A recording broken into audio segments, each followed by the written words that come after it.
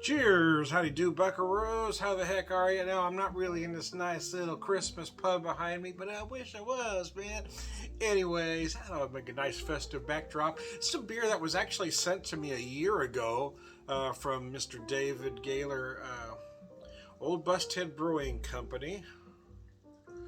Peppermint caramel macchiato stout. I somehow got pushed to the back of my beer fridge. By the time I located it again, it was summer. Now we're going to hang on to this one. So anyway, 5.7%, 30 IBUs. Let me show you the can. There's the front of it. There's where it gives you the particulars, and there's the rest of the information. Anyway, I'm going to set this down. I poured about half of it. Do a video here with you. In my festive Christmas glass. I like these glasses because it's got a little lip, almost like a little Belgian. Oh wow, peppermint caramel macchiato. Is that what that said?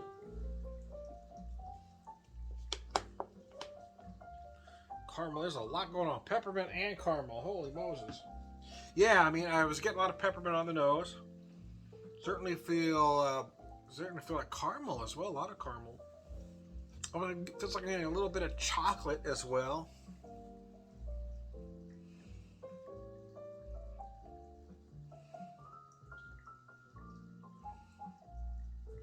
You're gonna think I'm crazy with what I'm gonna say next, but yeah, the nose almost feels like a Tootsie Roll kind of chocolate. If you're following me.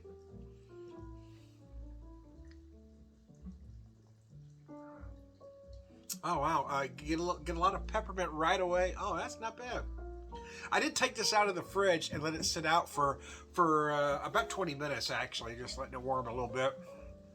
And then I took some pictures, and so it's been a minute. My wife got us some cookies that she bought about a week ago at a bakery on the hill in St. Louis. Oh, that's like a little snickerdoodle, that is, right? That's like a little snickerdoodle, man. Yeah.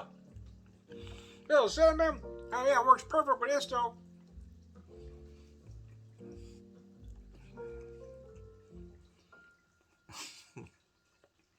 Anyway, I digress.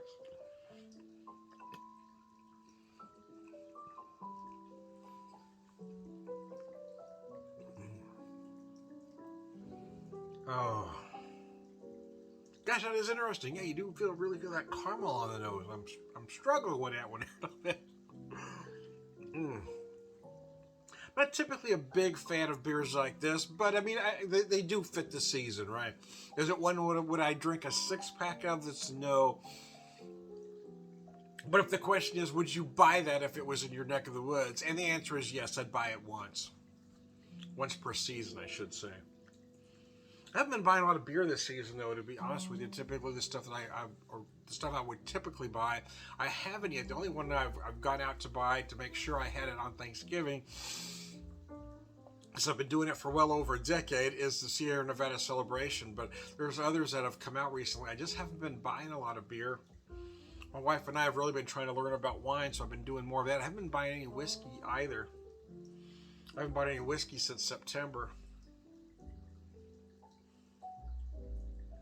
Because we were really exploring wine and hitting all the well, not local per se, but yeah, any Missouri wineries that we can drive to. Short drives, do a day trip. Yeah, we've been trying to hit. We found Kiltoy back in May. And back in September, around our anniversary, we found some around St. James, Missouri. We found Peaceful Bend and Belmont around the Steelville area. And of course, in St. James, there was St. James Winery, Merrimack, and Prairie Barn that we hit. So it was, and then around Black Friday, we went up to Branson and found the outlets for. We hit the St. James outlet out there, but we also found. Oh gosh, what Ozark Hills, and I'm going blank on the other one now that we found out there. I'm trying to learn about wine. I'm discovering I like dry reds. It took me a little bit because used to way back in the 90s when I was starting to learn about wine again. I was really into whites more, I suppose. Especially the Sauvignon Blanc was my wine of choice, the one I bought the most of. But now, as I'm trying wines, I find I'm really enamored by dry reds. I'm really enjoying the Norton, which is a very full-bodied dry red. The Norton indigenous to this area. But I've also been enjoying some red blends as well.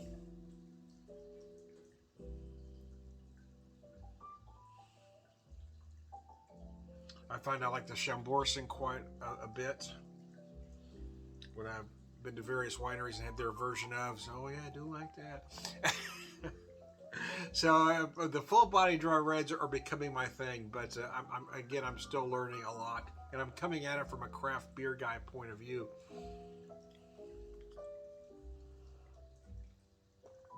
Oh, man, that is delicious. Body's just a tad thinner than I was expecting. It's not too thin, don't get me wrong, but I do love that lingering note of peppermint. It's just enough, right? It doesn't overpower, but it does stay with you a little bit. Because you do feel that caramel, and that peppermint actually helps break up that caramel note, so it doesn't get too sweet on you.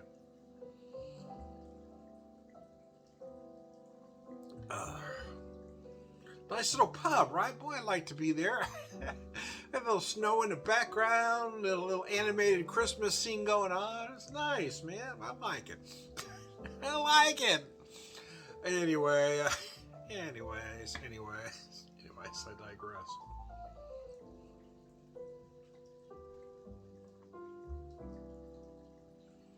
Yeah, the peppermint's kind of subtle, but it stays with you all the way through. So, Anyway, oh, that's good, man.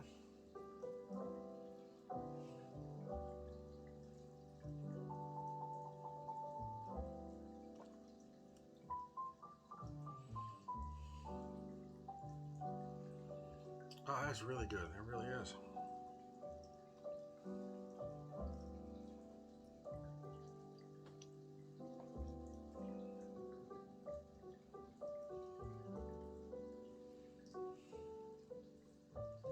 Yeah, typically I'm not a huge fan of beers like this, but I can recognize a good one. And this one is done pretty well, man. I gotta tell you, thanks, Dave. I appreciate it.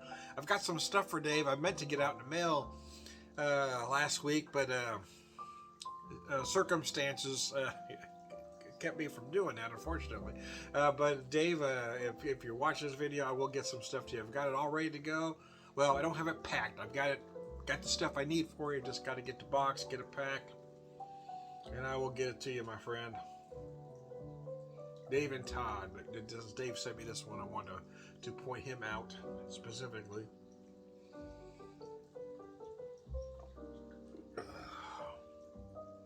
So beers like this, so really are perfect this time of year, right? And there's a reason why, seasonal everything tastes good, right? Seasonal beers, seasonal wines, seasonal whiskeys, seasonal food. You want certain things just feel good a certain time of year. And this one works, man. So there you go. I am Tom the Beer Whisperer, beer evangelist, prolific beer drinker, purveyor of wisdom, man.